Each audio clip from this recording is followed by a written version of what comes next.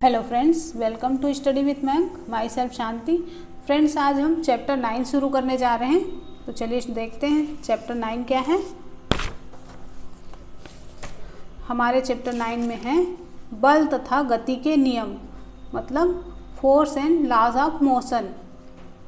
ठीक है।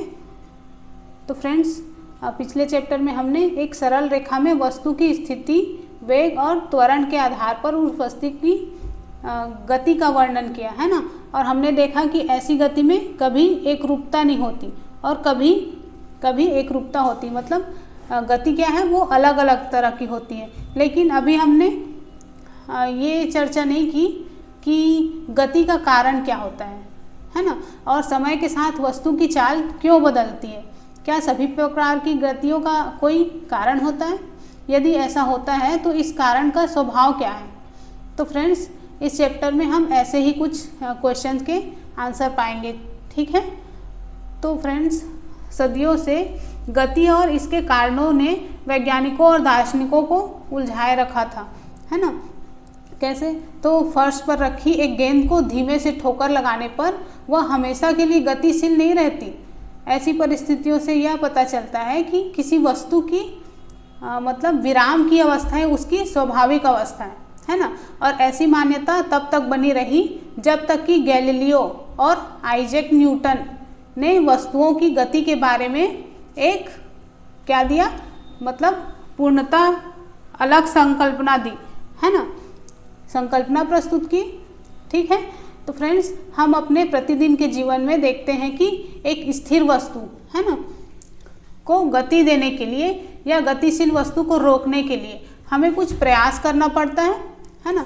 अगर सामान्य भाषा में कहें तो इसके लिए हमें शारीरिक प्रयास करना पड़ता है। और हम कहते हैं कि किसी वस्तु को गति की अवस्था में लाने के लिए हमें उसे खींचना, धकेलना या ठोकर लगाना पड़ता है। ठीक है। तो खींचने, धकेलने या ठोकर लगाने की इस क्रिया पर बल की अवधारणा आधारित है। फ्रेंड्स, अब हम बल के विषय में विचार करते हैं कि ये क्या है। तो वास्तव में बल को न तो किसी ने देखा है, न चखा है और न ही महसूस किया है। हालांकि बल का प्रभाव हम प्रायः देखते या महसूस करते हैं। ओके। तो किसी वस्तु पर बल लगाने पर क्या होता है यह जानकर हम बल की व्याख्या कर सकते हैं। तो वस्तु को खींचना, धकेलना, ठोकर लगाना, ये सभी क्रियाएं वस्तु को गति देने की युक्तियां हैं। ठीक है। और हमारे द्वारा किसी तरह का बल लगाने पर ही उसमें गति होती है। कैसे? तो मान लो धकेलने पर किसी ट्रॉली को आगे सरकना, मतलब आगे की दिशा में गति करना, या किसी दराज को खींचना, है ना। तो ये सब क्या है? तो ये गति के उदाहरण है। तो लास्ट चैप्टर में और लास्ट क्लासेस में हमने जाना कि गति क्या होती है ना।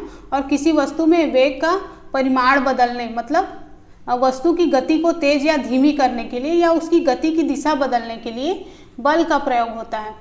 आप यह भी जानते हैं कि किसी बल के प्रयोग द्वारा वस्तु का आकार या आकृति बदल जाती है। कैसे? तो बल लगाने पर एक कोई स्प्रिंग है वो फैलती है, बल लगाकर उसको हम फैला सकते हैं। या फिर बल लगाने पर एक गोल गेंद जो है वो अंडाकार हो जाती है। अगर उसको दोनों तरफ से बल लगाकर दबाए तो वो अंडाकार हो सकती है। ठीक है फ्रेंड्स। तो चलिए आज शुरू करते हैं अपना 9.1 संतुलित और असंतुलित बल। अब यहाँ पर हमको जानना पड़ेगा कि संतुलित और असंतुलित बल क्या होते हैं। तो फ्रेंड्स, आप इस डायग्राम में देख रहे हो, है ना, इसमें एक लकड़ी का ये जो समतल पिंड है जो कि एक समतल मेज पर रखा हुआ है ना। तो इसमें दो धागे एक्स और वाई पिंड के विपरीत सिरों से जुड़े हैं, एक्स और वाई, है ना। तो अगर हम किसी बल द्वारा धागे के एक्स को खींचते हैं, यहाँ से खींचते हैं, तो पिंड दाहिनी ओर सरकना शुरू करता है। और उसी प्रकार अगर हम धागे को वाई की तरफ से खींचते हैं तो पिंड बाईं ओर खिसकना शुरू करता है। लेकिन अगर हम पिंड को दोनों ओर से समान बल द्वारा खींचे, है ना, तो ऐसी दिशा में पिंड गति नहीं करता। मतलब ये जो गुटका आपको दिख रहा है लकड़ी का, अगर हम दोनों तरफ से बराबर बल लगाकर खींचेंगे तो वो किसी भी दिशा में नहीं बढ़ेगा। तो इस तरह के बल को ही संतुलित बल कहते हैं। ठीक है। मतलब दोनों तरह तरफ से समान बल लगना, इसी को हम संतुलित बल कहते हैं। और ये गति की अवस्था को क्या करता है, तो ये गति की अवस्था को परिवर्तित नहीं करता। और अब एक ऐसी अवस्था की कल्पना करें जिसमें भिन्न परिमाण के दो विपरीत बल पिंड को खींचते हैं, मतलब एक तरफ ज़्यादा बल लगेगा और एक तरफ कम बल लगेगा, है ना। अगर दोनों तरफ बराबर बल लगा तो उसको हम संतुलित बल कहते हैं। अगर एक तरफ ज़्यादा और एक तरफ कम बल लगा तो इस अवस्था में पिंड अधिक बल वाली दिशा में खिसकना शुरू करेगा। अगर हम इधर ज़्यादा बल लगाएंगे तो इधर खिसकना शुरू करेगा। तो इस प्रकार दोनों बल संतुलित नहीं हैं और असंतुलित बल पिंड के खिसकने की दिशा में कार्य करता है।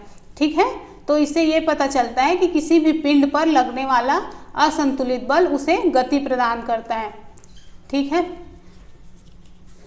तो क्या होता है जब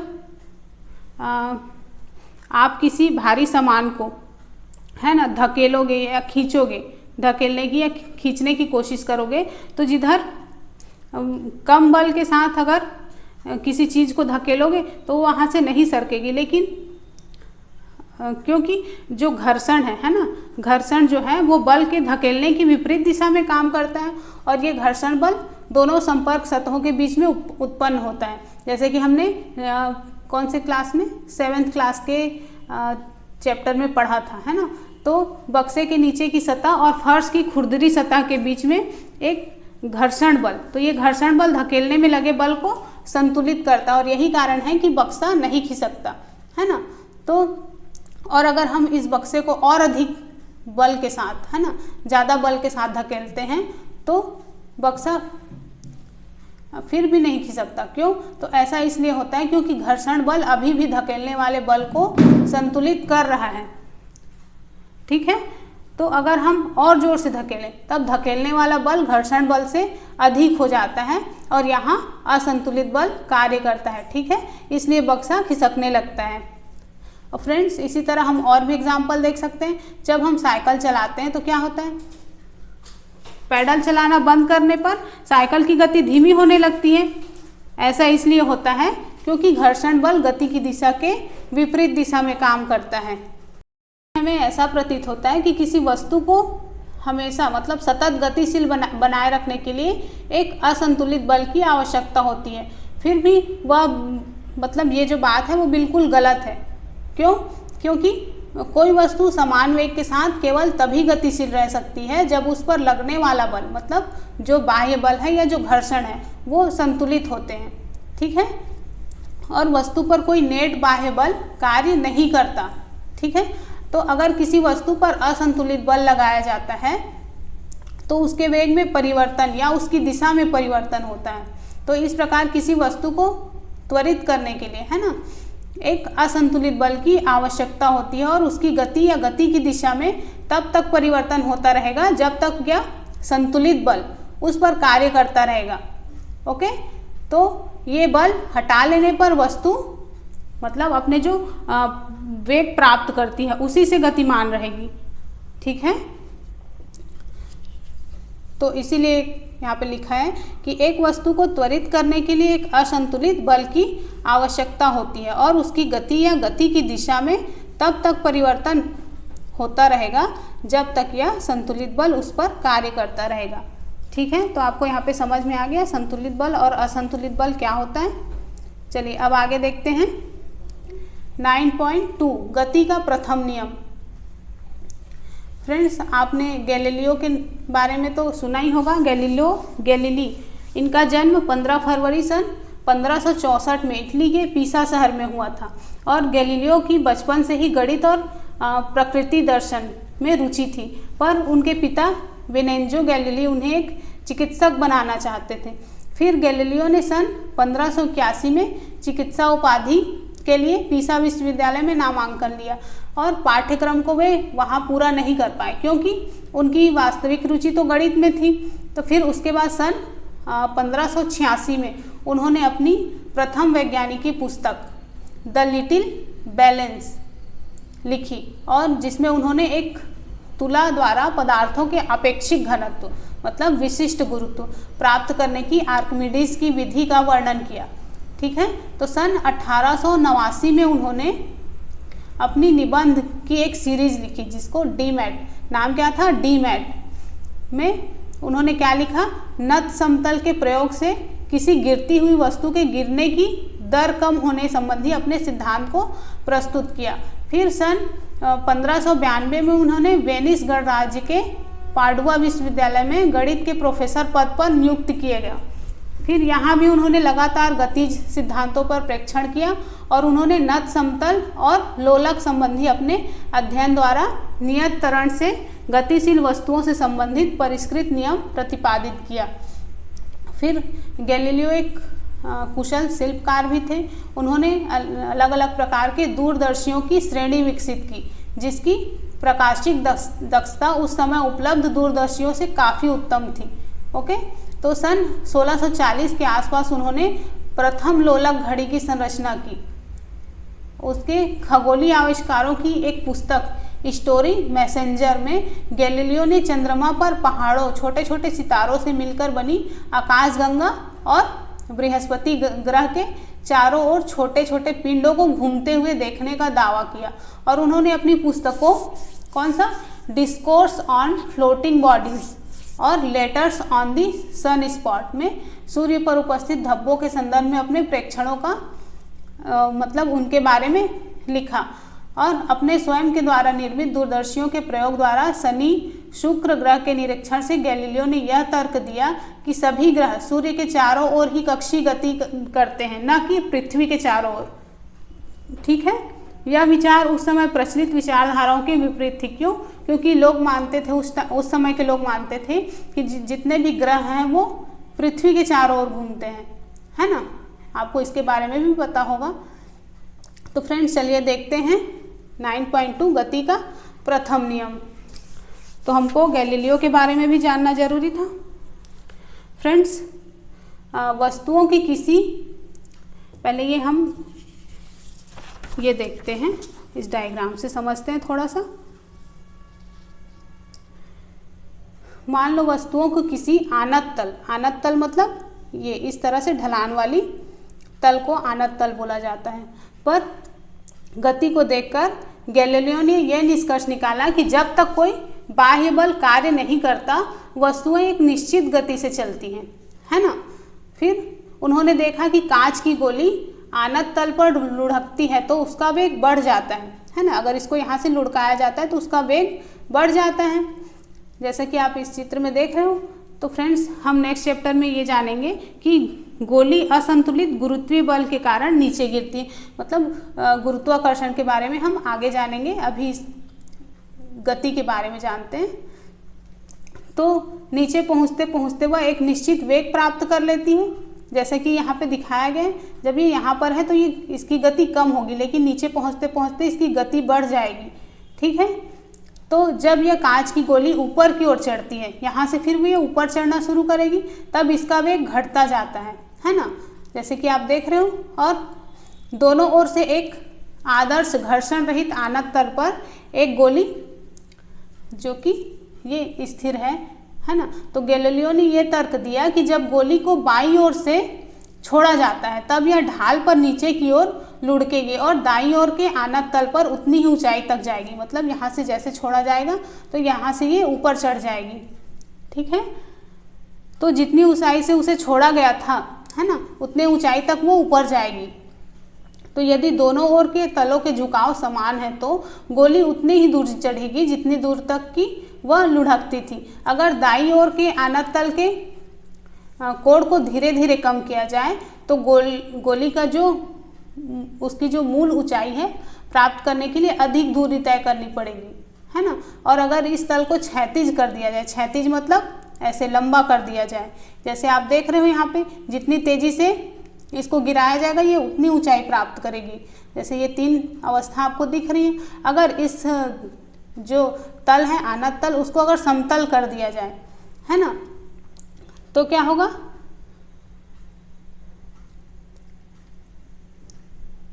तो गोली जो है वो मूल ऊंचाई प्राप्त करने के लिए अधिक दूरी तय करनी होगी। और इस तल को अगर क्षैतिज कर देते हैं तो ये जो ढाल है है ना, ढाल को शून्य कर दें तो गोली मूल ऊंचाई प्राप्त करने के लिए क्षैतिज तल पर लगातार चलती ही रहेगी, है ना। यहाँ से फिर वो गति करते ही रहेगी और यहाँ पर गोली पर लगने वाला जो असंतुलित बल है वो शून्य होगा। ओके, तो इस प्रकार ये ज्ञात होता है कि गोली की गति को बदलने के लिए एक असंतुलित बाह्य बल की आवश्यकता होती है, लेकिन गोली की गति को एक रूप बनाए रखने के लिए किसी नेट बल की आवश्यकता नहीं होती। तो वास्तविक अवस्था में शून्य असंतुलित बाह्य बल प्राप्त करना कठिन है। ऐसा गति की विपरीत दिशा में लगने वाले घर्षण बल के कारण होता है। तो इस प्रकार व्यवहार में गोली कुछ दूर चलने के बाद रुक जाती है और घर्षण के प्रभाव को न्यूनतम करने के लिए चिकनी कांच की गोली और चिकने समतल का प्रयोग या फिर समतल की सतह पर चिकनाई युक्त पदार्थ का लेप किया जाता है। ठीक, फिर न्यूटन ने बल और गति के बारे में गैलीलियो के विचारों को आगे विकसित किया और उन्होंने 3 मौलिक नियमों को प्रस्तुत किया जो कि किसी वस्तु की गति को वर्णित करते हैं, और इन नियमों को ही न्यूटन के गति के नियमों के नाम से जाना जाता है। ठीक है, तो गति का प्रथम नियम क्या था? तो चलिए इधर देखते हैं फिर पीछे। गति का प्रथम नियम था, वस्तु अपनी विरामावस्था अथवा सरल रेखा पर एक समान गति की अवस्था में तब तक बनी रहती है जब तक उस पर कोई असंतुलित बल कार्य न करे। ठीक है, मतलब प्रत्येक वस्तु अपनी स्थिर अवस्था या सरल रेखा में एक समान गति की अवस्था में बनी रहती है जब तक कि उस पर कोई बाहरी बल कार्यरत ना हो। ठीक है, और दूसरे शब्दों में अगर कहें तो सभी वस्तुएं अपनी गति की अवस्था में परिवर्तन का विरोध करती हैं। ठीक है, तो गुणात्मक रूप में किसी वस्तु के विरामावस्था में रहने या समान वेग से गतिशील रहने की प्रवृत्ति को ही जड़त्व कहते हैं। ओके फ्रेंड्स, यही कारण है कि गति के पहले नियम को जड़त्व का नियम भी कहा जाता है। ठीक है,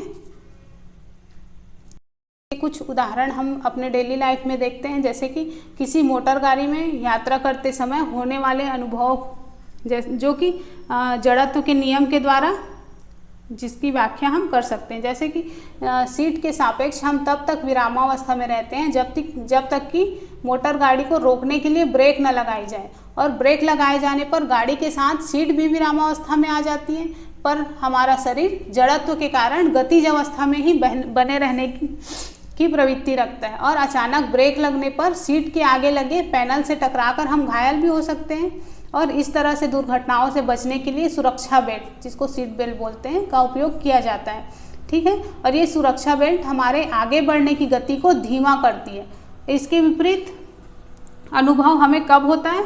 तो जब हम मोटर बस में खड़े होते हैं और मोटर बस या बस अचानक चल पड़ती है, इस स्थिति में हम पीछे की ओर झुक जाते हैं। ऐसा इसलिए होता है क्योंकि मोटर या बस के अचानक गति में आ जाने से हमारा पैर जो मोटर बस के फर्श के संपर्क में रहता है वो गति में आ जाता है, पर हमारा शरीर का ऊपरी भाग जड़त्व के कारण इस गति का विरोध करता है। तो ये क्या हुए? ये गति के प्रथम नियम के एग्जाम्पल हैं। और देखें, जब कोई मोटर कार तीव्र गति के साथ किसी तीक्ष्ण मोड़, है ना, या तीखे मोड़ पर मुड़ती है तो हम एक ओर झुकने लगते हैं, और इसे भी जड़त्व के नियम से हम समझ सकते हैं। हमारा शरीर अपनी एक सरल रेखीय गति को बनाए रखना चाहता है जब मोटर कार की दिशा को बदलने के लिए इंजन द्वारा एक असंतुलित बल लगाया जाता है, तब हम अपने शरीर के जड़त्व के कारण सीट पर एक ओर झुक जाते हैं। ओके, तो एक वस्तु तब तक अपनी विरामावस्था में रहेगी जब तक कि उस पर कोई असंतुलित बल नहीं लगाया जाता, और इसे ही क्या कहा जाता है? गति के प्रथम नियम। ओके फ्रेंड्स, चलिए अब देखते हैं 9.3 जड़त्व तथा द्रव्यमान।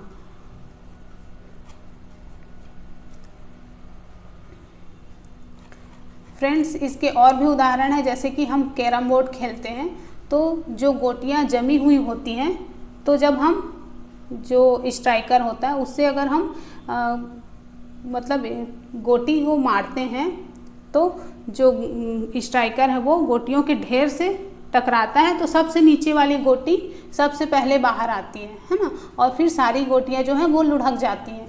और इसी तरह कांच के गिलास में, खाली गिलास में, उसके ऊपर अगर हम एक ताश का पत्ता रखें, उसके ऊपर एक सिक्का रखें और उसको तीव्रता से हटाएं, मतलब झटका देके, तो जो पत्ता है वो उसके ऊपर रखा सिक्का गिलास में गिर जाता है। तो ये सब क्या है, ये सब प्रथम नियम के ही एग्जाम्पल हैं। चलिए अब देखते हैं 9.3 जड़त्व तथा द्रव्यमान। फ्रेंड्स, अभी तक दिए गए जितने भी उदाहरण और गतिविधियां हैं उसके द्वारा हमें ज्ञात होता है कि प्रत्येक वस्तु अपनी गति की अवस्था में परिवर्तन का विरोध करती है, चाहे वो विरामावस्था में हो या गतिशील अवस्था में, वह अपनी मूल अवस्था को बनाए रखना चाहती है। तो वस्तु का यह गुण उसका जड़त्व कहलाता है। क्या सभी वस्तुओं का जड़त्व एक समान होता है? तो हम जानते हैं कि पुस्तकों से भरे बक्से को धक्का देने की अपेक्षा खाली बक्से को धक्का देना आसान होगा, और उसी प्रकार हम एक फुटबॉल को किक लगाते हैं तो वो दूर चली जाती है, जबकि अगर हम उतने ही बल से उतने ही बड़े पत्थर पर किक लगाएं तो हो सकता है कि वो खिसके भी नहीं, और हो सकता है कि ऐसा करते समय हमें ही चोट लग जाए। तो फ्रेंड्स, मैंने जो एग्जाम्पल बताया आपको एक सिक्के वाला, तो मान लो हम 5 रुपए के सिक्के की जगह पर कम द्रव्यमान के सिक्के का प्रयोग करें, है ना, तो हम पाते हैं कि उसी क्रिया को करने में हमें कम बल की आवश्यकता होगी। उसी तरह से मान लो एक ठेला गाड़ी होती है, उसको चलाने के लिए जितने बल की आवश्यकता होती है उतना बल यदि हम किसी रेलगाड़ी पर लगाएं तो उसकी गति में ना के बराबर परिवर्तन होगा। क्यों? क्योंकि ठेला गाड़ी की तुलना में रेलगाड़ी अपनी गति में कम परिवर्तन चाहती है, और इस प्रकार हम कह सकते हैं कि रेलगाड़ी का जड़त्व ठेला गाड़ी से अधिक है। फ्रेंड्स, इससे स्पष्ट होता है कि भारी वस्तुओं का जड़त्व अधिक होता है, और मात्रात्मक रूप से किसी वस्तु का जड़त्व उसके द्रव्यमान से मापा जाता है। इसलिए हम जड़त्व और द्रव्यमान को इस तरह से परिभाषित कर सकते हैं। तो चलिए देखते हैं इसकी परिभाषा क्या है। तो किसी भी वस्तु का जड़त्व उसका वह प्राकृतिक गुण है जो उसकी विराम या गति की अवस्था में परिवर्तन का विरोध करता है। ठीक है, तो इस प्रकार किसी वस्तु का द्रव्यमान उसके जड़त्व की माप है, और इसका एसआई मात्रक किलोग्राम है। ठीक है फ्रेंड्स, तो यहाँ पर हमने जड़त्व और द्रव्यमान के बारे में भी जान लिया। तो अब देखते हैं 9.4 गति का द्वितीय नियम।